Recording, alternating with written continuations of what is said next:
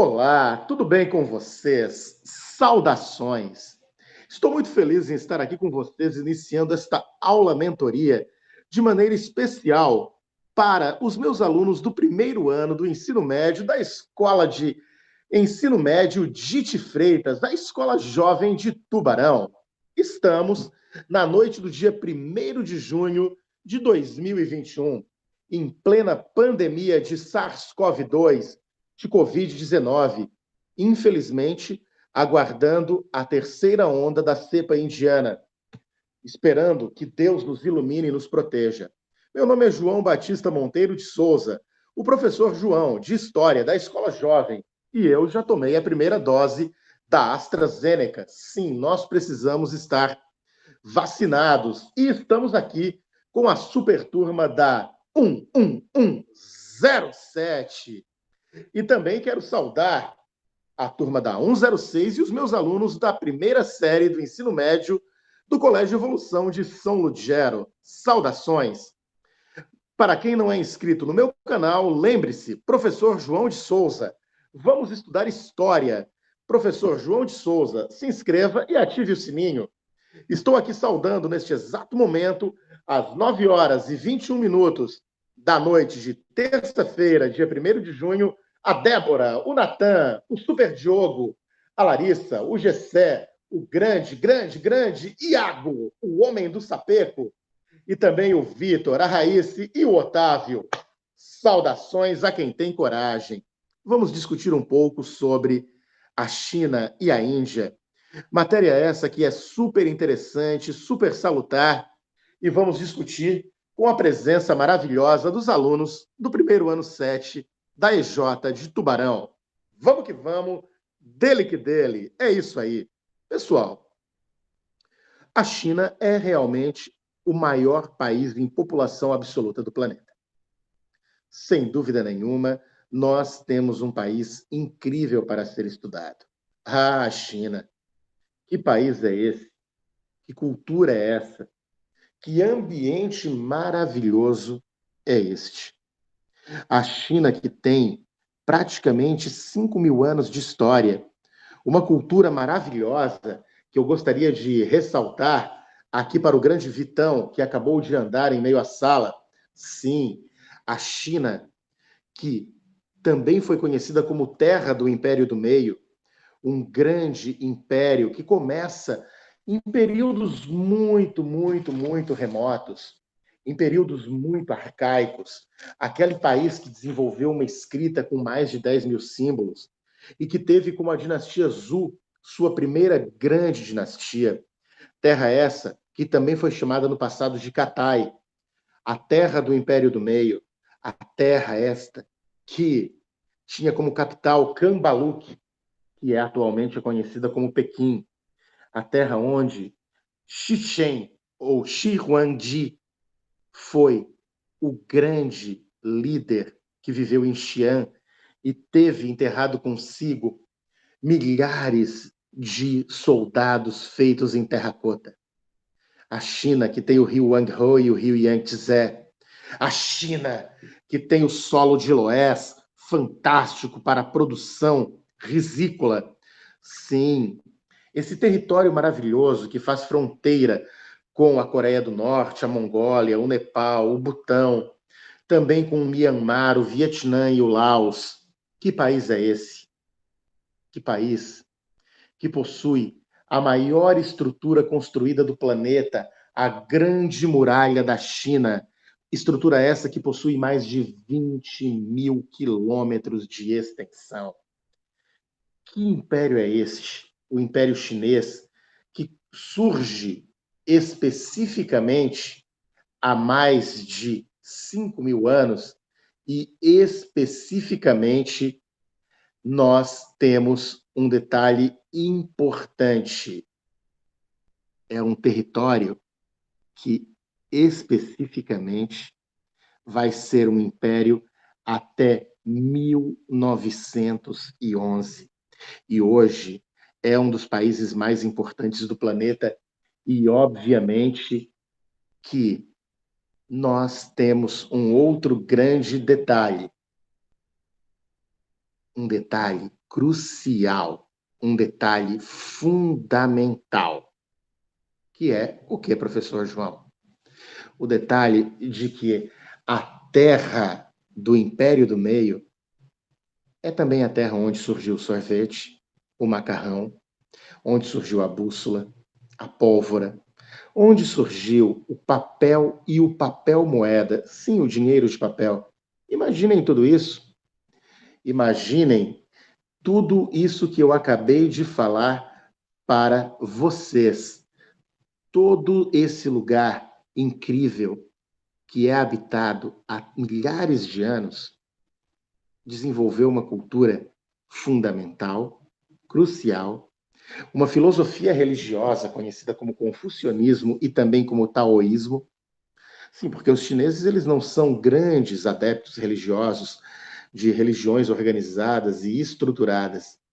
Eles vão além, eles estão além. Eles especificamente estão em lugares, por assim dizer, magistrais. O povo chinês, num conceito geral, fala um idioma conhecido como mandarim. Isso vocês devem lembrar. Escrevem uma escrita com cerca de 10 mil símbolos e que aproximadamente, num nível de aprofundamento teórico, leva cerca de 10 anos para ser compreendida. Na verdade, eles têm uma filosofia religiosa ligada tanto a Confúcio quanto a Lao Tse. Lao Tse, que escreveu o Tao Te Ching, uma grande obra fundamental que dá origem ao princípio taoísta. E um detalhe, por volta de 551 até 479 a.C., viveu Confúcio, um grande filósofo, e também entre os séculos VI e V a.C., viveu Lao Tse. Eu quero ler para vocês alguns pequenos pensamentos de Confúcio para nós refletirmos muitas vezes sobre a nossa própria pequenez humana. Sabe, Débora, quem conhece os outros é inteligente. Quem conhece a si mesmo é sábio. Quem vence os outros é forte. Mas quem vence a si mesmo é poderoso. Reflitam sobre isso. Lembrando a todos que essa aula, assim que terminar, ela vai subir e nós vamos postá-la no YouTube e será uma aula mentoria para os nossos estudos avaliativos. Existe um outro grande pensamento de Confúcio. Em seu olhar, procure ver com clareza. Em sua escuta, procure ouvir com profundidade. Em seu semblante, transmita cordialidade. Em seus atos, haja com respeito. Em suas palavras, fale sinceramente. Em seu ofício, procure atitude cuidadosa e irreverente. Na dúvida, procure o esclarecimento. Na raiva, procure avaliar as consequências. E em face da conquista, procure o caminho correto. Lembre desse detalhe muito importante. Filosofe e reflita sobre tudo que pode estar errado na sua vida. Se você tem alguma possibilidade de vislumbrar algum erro em algum momento ou em algum lugar, lembre-se, você deve pensar duas vezes e você deve agir de maneira muito, mas muito cuidadosa mesmo. Como falei, o confucionismo é realmente uma das mais importantes linhas filosóficas chinesas. E Confúcio viveu lá entre 550 até 470 a.C. Ponto. Confúcio nasceu lá na região de Lu, e ele não era membro de uma família nobre rica, mas era grandioso no nível de inteligência e ele tinha uma conduta ilibada, uma conduta justa e certa. O confucionismo é uma filosofia religiosa. Já de acordo com a tradição, Lao Tse viveu na China entre os séculos 6 e V a.C. É um ponto importante. No sexto e no quinto século antes de Cristo viveu Lao Tse. O nome dele significa o velho filósofo, e ele trabalhou durante quase toda a sua vida na Biblioteca do Império, onde receberá a visita do grande Confúcio. Apesar desses relatos, nós não sabemos muito, não, sobre Lao Tse. A vida dele está envolta em lendas e também em controvérsias. Alguns dizem até que ele pode mesmo ter sido um personagem mitológico, uma lenda. Dizem que Lao Tse, se existiu, ele escreveu o Tao Te Ching, que é uma obra fundamental do taoísmo, uma das principais e mais importantes correntes filosóficas da China. Para o taoísmo, o elemento primeiro e gerador de tudo é o Tao. O que é o Tao, meu jovem amigo Iago? O Tao, ele nada mais é do que o caminho divino, o caminho perfeito, a essência do universo. E o taoísmo possui uma visão intimista do ser humano. Ele recolhe elementos da sabedoria popular e da crença na natureza. Além disso, propõe o retiro da vida pública e a meditação para nós melhorarmos. Houveram, como disse, várias dinastias, como a Zhou, a Han, desenvolvidas e aprofundadas. As dinastias eram as famílias imperiais. E olha, os chineses até 1911, eles chegaram em níveis inimagináveis.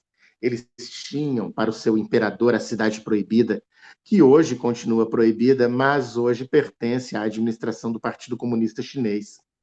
Eu vou sugerir um filme para vocês, caso queiram estudar um pouco mais sobre a China. Esse filme ele foi rodado por Bernardo Bertolucci, e o nome do filme é O Último Imperador, que conta a saga, obviamente, do último imperador da China.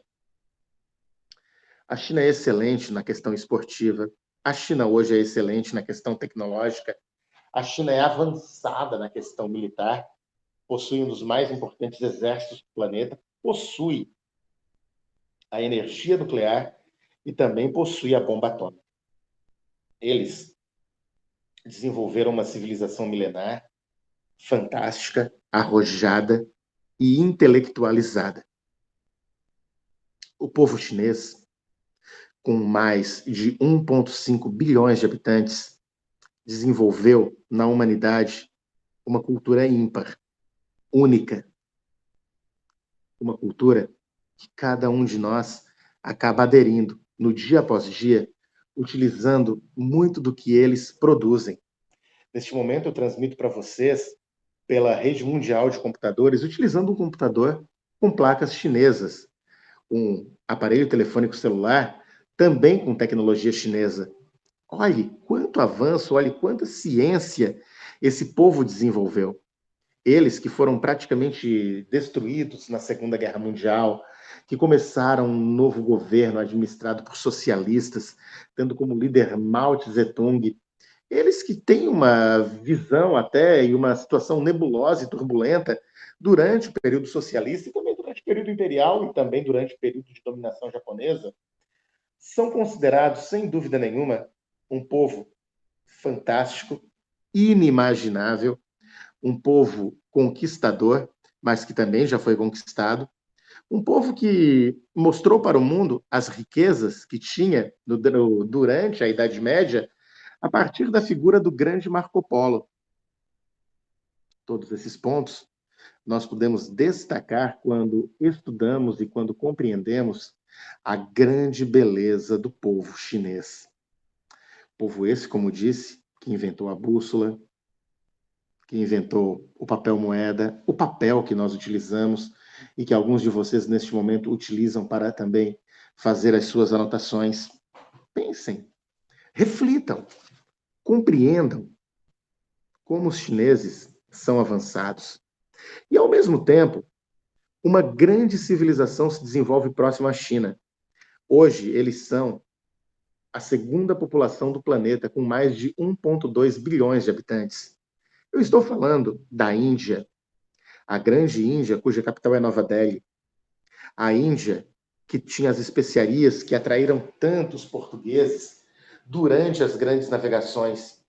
A Índia, que já foi dominação portuguesa, a Índia, que já foi dominação inglesa, a Índia, que conseguiu a sua independência através da não violência por Mahatma Gandhi. é um dos países mais incríveis do mundo, com mais de 1.000 idiomas e dialetos, com uma cultura politeísta, antropozoomórfica na religião hinduísta, com uma cultura filosófica na religião budista, mas também aderindo e adotando o islamismo e o cristianismo.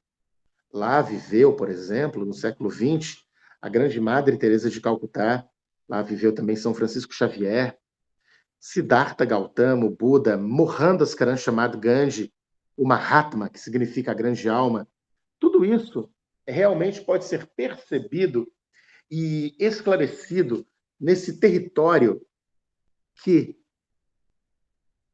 é maravilhoso, nesse território incrível que fica entre o Golfo de Bengala e o Mar Arábico, que fica entre o Butão, o Nepal e o Paquistão, e também o Bangladesh. Ah, a Índia que foi destruída no tsunami de 2004, a Índia que é a terra das especiarias, a terra de filosofias incríveis e de livros maravilhosos como o Mahabharata. Ela, que é separada do resto da Ásia, pela grande cordilheira do Himalaia, é realmente um local incrível e tem nos rios Indo e Ganges a sua grande riqueza. Entretanto, nós conseguimos perceber que o rio Indo e o Rio Ganges principalmente, é o mais poluído do planeta. Há mais de 3.000 anos, na região do rio Indo, mais ou menos há mais de 3.000 anos antes de Cristo, vamos dizer, ou seja, 5.000 anos, se desenvolveram aldeias camponesas sedentárias que tinham residência fixa. Esse é um ponto chave. Eles produziam algodão, produziam cereais, produziam frutas, criavam gado, sem dúvida, galinhas, patos, cabras e também perus. Parte da produção dessas aldeias era consumida pelos próprios camponeses e o excedente costumava ser comercializado nas cidades. Então era um povo agrário. As maiores cidades do Vale do Indo foram Harappa e Mohenjo-Daro, cidades milenares, bem organizadas, e tinham aproximadamente 40.000 habitantes.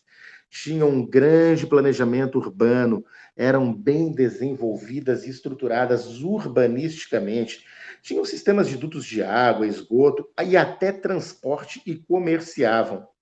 E eles possuíam um sistema de escrita que também ainda não foi completamente decifrado. Imaginem que os hindus utilizam hoje o sânscrito e o tamil, mas eles também tinham outras escritas que não foram totalmente interpretadas. Harappa e Mohenjo-Daro, elas foram construídas basicamente na mesma época. Isso é um ponto.